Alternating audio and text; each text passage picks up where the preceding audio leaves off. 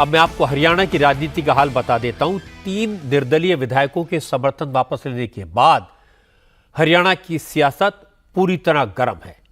विपक्षी दलों का दावा है कि नायब सिंह सैनी सरकार अल्पमत में आ गई है, इसलिए नायब सिंह को मुख्यमंत्री पद से इस्तीफा देना चाहिए। लेकिन बीजेपी का कहना है कि अगर विपक्ष को बहुमत पर शक है तो वो अविश्वास प्रस्ताव ले आए।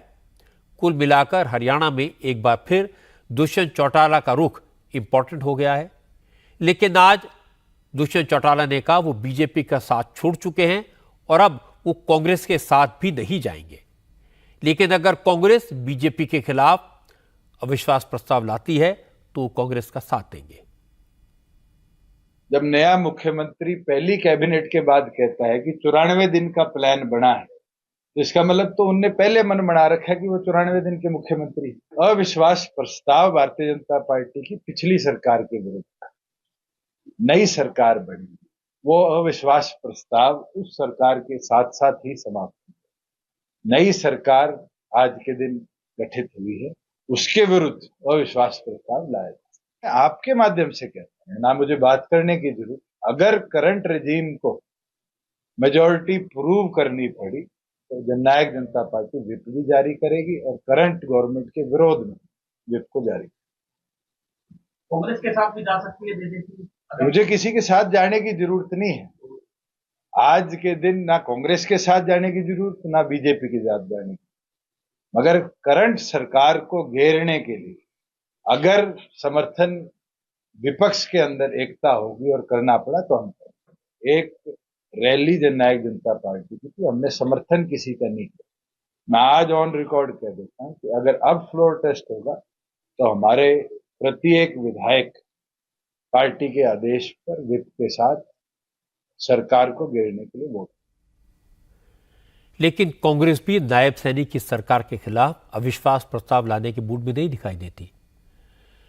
हरियाणा में विधानसभा में विपक्ष के नेता भूपेंद्र हुड्डा ने कहा यह तो साफ है कि बीजेपी की सरकार बहुमत खो चुकी है, लेकिन अब नायब सिंह सैनी को इस्तीफा देना चाहिए और हरियाणा में फ्रेश इलेक्शन होने चाहिए। भूपेंद्र हुड्डा ने कहा जहां तक दुष्यंत चौटाला का सवाल है तो चौटाला पहले गवर्नर को लिखकर दे कि बीजेपी को सपोर्ट नहीं करते, फिर कांग्रेस नो कॉन्फिडेंस मोशन लाने पर विचार करेगी।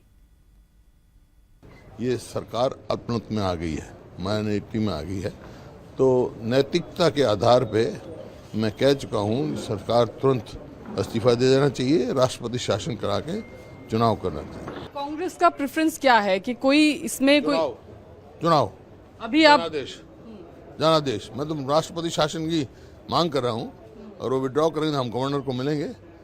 जेजेपी अगर विड्रॉ करेगी तो गवर्नर को लिख के देंगे तो हम गवर्नर साहब को मिलेंगे और चुनाव। उस स्थिति में जेजेपी के साथ समझौता कर सकते हैं अगर वो लिख के दे दे तो? नहीं, मेरा कोई समझौता नहीं है। उनको अगर वो बीजेपी के बी टीम नहीं है तो उनको लिख के दे देना चाहिए। लेकिन हरियाणा के former chief minister Manohar Lal Khattar ने कहा बीजेपी के पास पूरा बहुमत है। खट्टर ने कहा कि कांग्रेस के कई विधायक बीजेपी के संपर्क में हैं और अगर कांग्रेस में हिम्मत है तो सरकार के खिलाफ अविश्वास प्रस्ताव लाकर दिखाए। देखिए, कुल मिलाकर के राजनीति में इस प्रकार का जब इच्छाएं पूरी नहीं होती हैं तो कुछ न कुछ चलता रहता है। आज भी हमारे पास बाकी सब दलों से ज्यादा यानी एमएलए हैं। हमारी जो सरकार है वो स्थिर है, कहीं इस प्रकार का कोई खतरा नहीं। और कांग्रेस अगर चाहती है तो कांग्रेस बेशक अविश्वास प्रस्ताव लाए। हमारे पास बहुमत है और उनके घर के लोग कौन कौन हमारे संपर्क में है अभी तो हमने बताया नहीं, जब बताएंगे उनकी पोल पट्टी खुल जाएगी। लेकिन दुष्यंत चौटाला ये कह रहे हैं कि हम व्हिप जारी करेंगे और व्हिप के अगेंस्ट कोई भी नेता जो है वो नहीं जा सकता। व्हिप तो उन्होंने पहले भी जारी किया था, उस व्हिप का क्या बनाया आज तो कुछ कर नहीं पाए वो। यह सही है कि 3 विधायकों के साथ छोड़ने से हरियाणा में बीजेपी को एम्बेरसमेंट हुआ है, भूपेंद्र हुड्डा की धाक जमी है, कांग्रेस के नेताओं का मोराल हाई हुआ है। लेकिन सबसे ज्यादा मुश्किल में दुष्यंत चौटाला आ गए हैं। वो न बीजेपी के साथ जा सकते हैं न कांग्रेस के साथ। हालांकि हरियाणा में बीजेपी की सरकार गिरेगी ऐसे हालात दिखाई नहीं देते। वैसे भी 5 महीने बाद असेंबली के इलेक्शन होने हैं और फैसला जनता को करना है। लेकिन बीजेपी हो या कांग्रेस, जिस पार्टी के नेता आपस में नहीं लड़ेंगे, मिलकर चलेंगे, हरियाणा में जीत उसी की होगी।